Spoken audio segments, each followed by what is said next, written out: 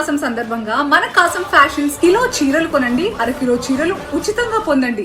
బోండా ఉమా వెలంపల్లి మధ్య వివాదం ముదురుతోంది. వెలంపల్లి శ్రీనివాస్ కు బోండా ఉమా లీగల్ నోటీసులు పంపించారు. షాప్ల నుండి డబ్బులు వసూలు చేశారని వెలంపల్లి ఆరోపిస్తున్నారు. వెలంపల్లి బహిరంగ క్షమాపణ చెప్పాలని బోండా ఉమా డిమాండ్ చేస్తున్నారు.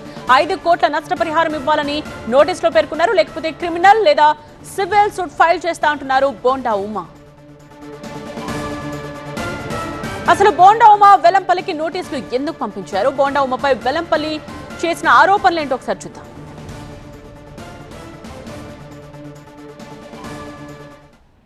బీసెంట్ రోడ్ కావచ్చు, బిఆర్టీసీ రోడ్ కావచ్చు, ఫుడ్ కోర్ట్ కావచ్చు, ఎక్కడ బండి పెడితే అక్కడ డబ్బులు వసూలు చేసేవాడివి. అటువంటి డబ్బులు అవసరమా? వాళ్ళు ఉసురు పోసుకుంటావు నువ్వు అని మాట్లాడితే నీ మీద సూట్ వేస్తాను. నేను చెప్పిన తప్పేమైనా ఉందా? నేను ఉమాకి ఒకటే మీ ద్వారా అడుగుతున్నాను.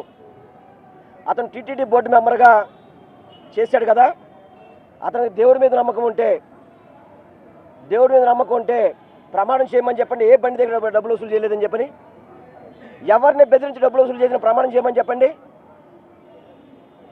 నిజంగా కనుక అతను దేవుడి దగ్గరికి వెళ్ళి నేను ఏ వ్యాపారస్తుల దగ్గర డబ్బులు తీసుకోలేదు, ఏ బళ్ళ దగ్గర డబ్బులు తీసుకోలేదు, ఏ బీసెంటర్ డబ్బులు తీసుకోలేదు, ఏ బిఆర్టీసీ దగ్గర డబ్బులు వసూలు చేయట్లేదు, ఏ ఫుడ్ కోర్ట్ దగ్గర డబ్బులు వసూలు చేయట్లేదు అని కనుక చెప్పుంటే కనుక, నిజంగా అతను దేవుడి దగ్గర ప్రమాణం చేస్తే నేను నా మాటలు విత్డ్రా చేసుకుంటా.